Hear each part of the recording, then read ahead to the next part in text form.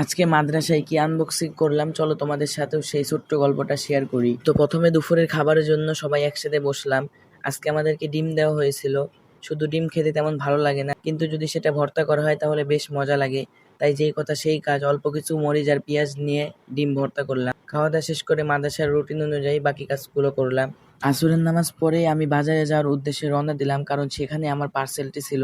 কিছু সময়ের মধ্যে বাজারে পৌঁছে গেলাম। সেখানে গিয়ে আমার মামার দোকানে ঢুকতেই দেখি আমার ছোট ভাই বসে আছে। আসরের পরে হাতে সময় খুবই কম ছিল, তাই আর দেরি না করে সরাসরি আমি পার্সেলটি নিতে গেলাম। পার্সেলটি হাতে পেয়ে আবার মামার দোকানে চলে আসলাম। আজকে রাজশাহীতে প্রচণ্ড গরম পড়ছিল, তাই ভাবলাম একটু মাঠা খেতে হবে। সেই জন্য পাশের এক দোকানে গিয়ে মাঠা নিলাম। তো মাঠা নিয়ে আর দেরি না করে সেটা খেতে খেতে মাদ্রাসার দিকে রওনা হলাম।